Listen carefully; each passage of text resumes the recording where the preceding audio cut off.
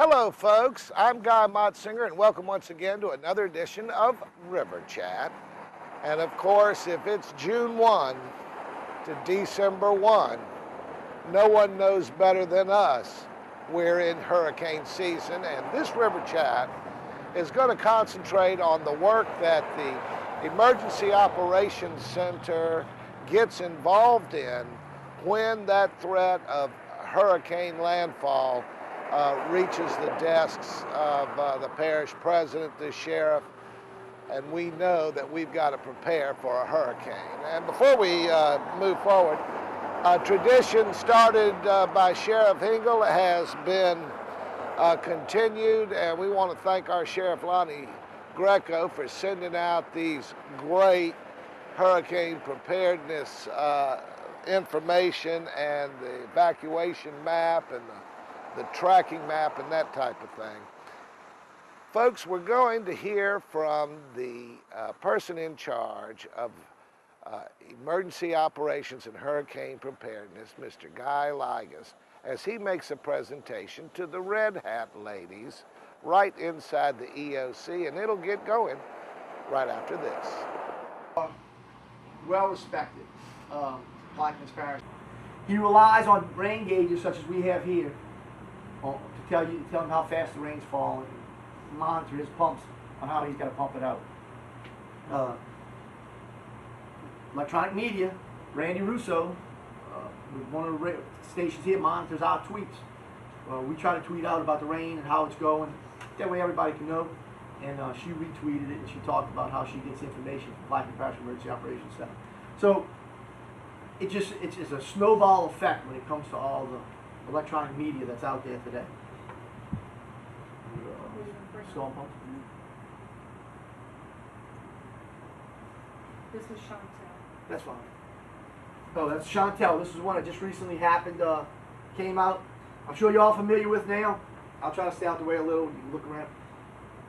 These spaghetti models. This is the big deal now. This is everybody and his brother who's got a computer predicts storms. It's a pain in the behind. And I can tell you why it's a pain in the behind. Because when I'm asking you to leave Plaquemines Parish because it's going to flood, you're going to call me and say, Guy, Bob Breck said that the spaghetti model said that it's not coming right there. Well, I mean, I'm doing the best I can. The National Weather Service, they use them also, but they use what's called a conglomeration model, where they take the overall of them all. Some of them are good, some of them are bad. Tropical Storm Lee, it occurred right after I came to work here in came to work in the Emergency Operations Center here. Mr. Kevin Davis was in here. It was his first storm, my first storm. He came in here. The spaghetti models, I don't know if you remember, showed Tropical Storm Cook Lee coming straight up the mouth of the river, and then half of them turned right and half of them turned left. Now what do you do? You know, when we have to pull triggers, just like the governor has to pull triggers, it costs them money. And that money is not reimbursable to Plaquemines Parish if a declaration is not given by the President of the United States. So Mr. Nungesser has to make decisions. We had to start, if you remember, we started right away putting HESCO baskets on 23 to try to keep that area from flooding out of Myrtle Grove. You know, that's to the tune of about $35,000 across Plaquemines Parish. We didn't get reimbursed one red cent because it wasn't a storm and it didn't even come here. But that's the type of things we have to make decisions on. Mr. Nungesser has to pull those triggers based on what we know and at the time. Now, Lee moved. But you have to have a point where we can't say, let's just wait and see. Because I can't ask you to leave in the middle of a rainstorm or in the middle of high wind or flooding. I mean, it doesn't do you any good, and it surely doesn't do myself any good, because now I'm worried about all the folks on the road. So when we have to pull some of those triggers, state of Louisiana has to pull a trigger for buses, for evacuation. Now, New Orleans plans on 30,000 evacuees who cannot self-evacuate. Here in Plaquemines Parish, we work off of 250. Of our past track records, we've seen that normally the folks that show up without transportation is about 150 to 250 people. So we work off that 250 mark on who we're going to have to take care of and evacuate, because folks that cannot evacuate on their own. New Orleans, like I said, does 30,000. For Governor Jindal to pull that trigger on those buses, even if those buses don't come, that's $8 million the state of Louisiana has to pay. We all know, you own checkbooks, it gets to a point where what do you spend, what you don't spend. So those are the type of things that people don't realize that go into planning for storms, and why we look at so many different models and talk to so many different experts to try to make the best decisions to relay it to our people. What's the next one here? Slosh or hurricane? Oh, you next one. Slosh. This was Isaac. This is Isaac, okay. Oh, so you love, great. National Weather Service in NOAA, Hurricane Center. There's a guy over there who I had the pleasure of meeting several times, and I was even very fortunate. I was picked one of 27 people in the United States. I'm sorry, not 27 people. 27 people in the coastal United States. I was picked to go to the National Hurricane Center. I spent a week and learned everything they do and everything, so I understand what they're telling us when they're relaying all this information to us. The guy's name is Jamie Rem. He's got a group of 5 or 6 engineers, scientists. This is a slosh, what they call a slosh model. All it is a flooding model. This is prediction of height of water at ground level. You're going to start seeing this more and more used in the national broadcasting. When you're looking at Channel 6 and Channel 8, you're going to start seeing this. Because what we've learned is, Isaac and Sandy were perfect examples. It's only a tropical storm. There's no reason for us to leave. Well, that's not the case. We have to worry about groundwater and the flooding that comes with the storm surge. These little flags, we can go on this model, and they've got this big supercomputer that runs all the what ifs and ands. They know all of our levee heights. They know all about where the roadways are, where our population's at.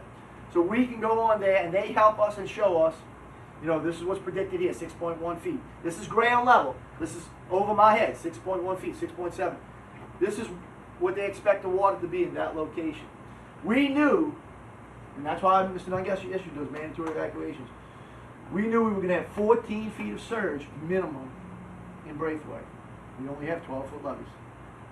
None of us have to be engineers and scientists to understand 14 feet of water, 12-foot levee, that water's coming over.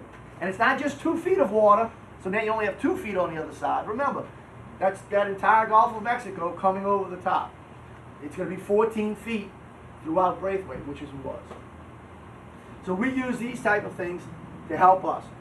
In this room, during an event, we have administration, all my folks who back me up. We have the Plaquemines Parish Sheriff's Office, we have the Louisiana State Police, and we have the United States Corps of Engineers and the Louisiana Army National Guard. The U.S. Corps of Engineers, separate from the National Weather Service, and it has their folks in Washington running models just like this, feeding off what they know the levee heights are, because they help build, the majority of them, the wall and everything else. So they're sitting there to help me verify also. So they told me to, the guy, our models are showing the same thing. You're going to have a problem. Don, Yes. How much time I got? not to interrupt you, but boss expects us at 12, at 5 more minutes, I'll be finished with you. I know y'all want to. Okay, I can give you about 10 or 15. That's fine. But I want to leave some time for questions. I want to try to answer. Go ahead to the next. And the next one's going to be the same thing. And actually, that's my basic presentation. I want you to feel comfortable in us, to know that we're up here, getting the best information we can relay to you. So when I'm asking you to do something, it's not just a chance. It's a good chance. It'll never be perfect. This is another one that shows us. This was the track of Isaac. Isaac, and we monitor this, and you see a lot of this comes out. The national news has this, national broadcast media has it, and everybody talks about it. And of course, one of my wind vanes is that bald-headed dude from the National Weather Channel. He shows up everywhere, you know. If he shows up, usually the storm doesn't go the same. So I keep saying, send that guy to Plaquemines. Maybe the storm will go somewhere else. But he never comes in. We always get the doggone storm. Questions, comments? One thing. Go ahead.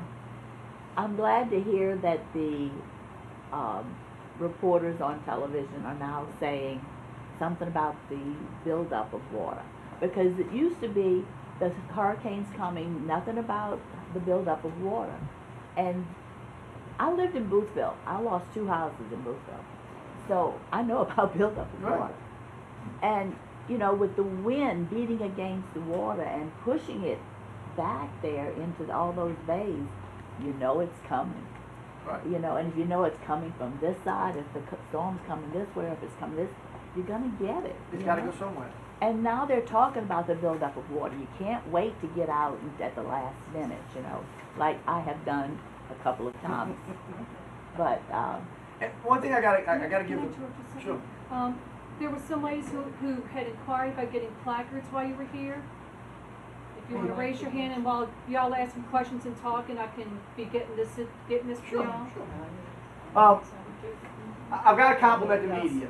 One per vehicle. The media, especially since Isaac and now Superstorm Sandy, You should have a they pen have with that. changed a lot. Fill it out. For lack of better words, you know, they like drama. They always like drama. We're being much more engaged with the media on reality. What does it really mean to Plaquemines Parish? How much water is going to come? You know, what the levees can hold? Because now they're understanding that they've got to get that information out if they're going to be responsible like they should be, to get the right information out to people. It's not just about the wind and the rain, it's about people's lives.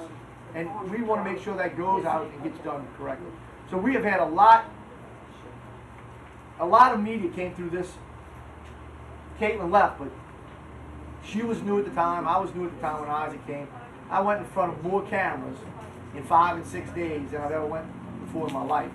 And I just tried to tell the people, you know, really what was going on. And a lot more of the media engaged us on that level. So it was very good for that. This is just for your hurricane placards, get back in the parish after a storm. For a job well done, guys. I get a hat? You're an official member of the Red Hat Dancing Band. Thank you very much. We thank you. I wear this proud. I'm glad you placed us in this one too, Betty.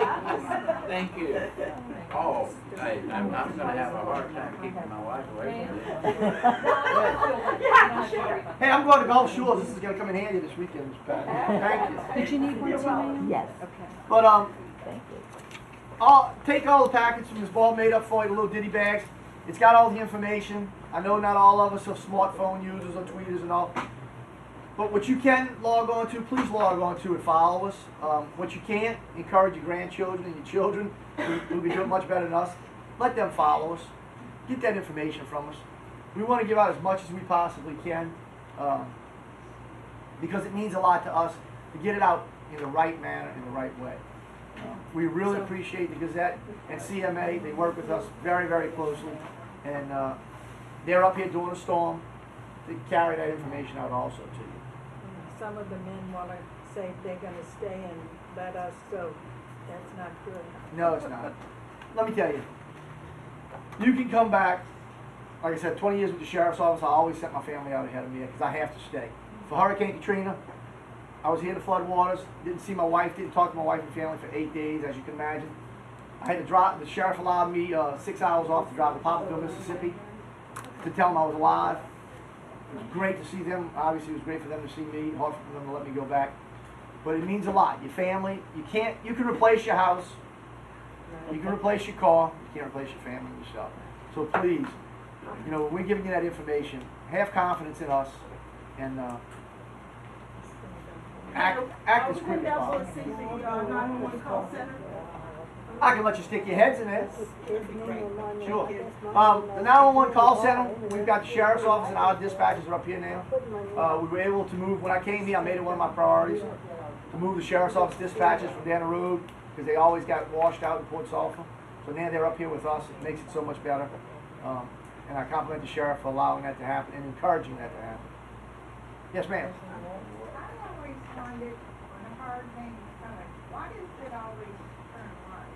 And when it turns right, it's set my way. It's better to be on the west side than the east side, right? That's correct. The way the winds spin in a hurricane, they spin counterclockwise. So you definitely want to be on the west side of a storm. We always want it to go from here to Florida. When it goes the other way, We get wet. you get wet. You get very wet. Now, Mr. Nungesser will tell you a story. He spoke to an older gentleman who's been here his whole life. And the older gentleman says you go out and you put your hand in the Mississippi River. If the Mississippi River water is cool, that cool water pushes the storms away from Plaquemines Parish. Now, could be, I don't know. Mr. Nungesser said he believes in it, and we never remember to stick our hands in right when a storm's coming. We always forget that part. But, I mean, you would think since the water is cold in the river, it might keep it from the mouth, Right. coming directly up the mouth, but it doesn't stop it from coming on the side. Mr. Kevin Davis from the Ghost Step, whenever a storm hits the Gulf, Mr. Nungesser is the first one he calls because he knows Plaquemines Parish is paying attention to what's going on. We work, and that's another thing I wanted to mention to you real quick. We work on a 120-hour timeline. That's what the state of Louisiana works on. That's best case scenario. If we know that a storm's heading this way 5 days out when it crosses Florida, basically. That's best case scenario. That's how we prepare for it. And certain triggers are pulled. As you know, in Isaac and in many storms, we don't get that much time. You're welcome. So we do encourage everyone to watch the national news. Pay attention to what's going on out in the Atlantic and in the Caribbean. And keep your family involved and informed. Yes, ma'am. We had a speaker back at the senior citizens the other day, and he said that if a hurricane is coming right here, that they were gonna have to evacuate all of New Orleans, and it would take them 3 days. That's not true. And so then they would notify us the day before, so we had 24 hours to evacuate from here. That's not true. The way it works in this region is, and it happened in Katrina, like I said, because of the stuff that hits us, we're getting very good at it. Contraflow, the governor has to pull that trigger with the Louisiana State Police. And that, we can evacuate the city of New Orleans within, I think it's 18 hours, if I'm not mistaken. We work as a region. If we decide it's coming here, Plaquemines is the first one that pulls the trigger. And Mr. Nungesser, along with Mayor Landrieu, Jefferson Parish, John Young, St. Bernard, what's his name? Forgot the poor gentleman, parish president. What's parish president St. Bernard? Peralta, I'm sorry. Dave Peralta. So it's coordinated in that effort where we will be the first ones to pull the trigger so we can get out ahead of the mass of New Orleans and all. So it does work in that area, but the timeline he gave you was a little off. Now, also, to let you know, in Plaquemines Parish here, the base employs between 5,000 and 7,000 people. The base works very well with us, and they close the base 24 hours of what we're going to call our evacuation. That way, those base folks are gone, so they're not interfering with us evacuating the general public. So they work very well with us. But I do encourage you to watch everything. If you don't feel comfortable, don't wait on us to pull the trigger. Get out ahead. Try. You don't want to be caught in traffic. No, it was 17 hours to Lafayette. Yeah.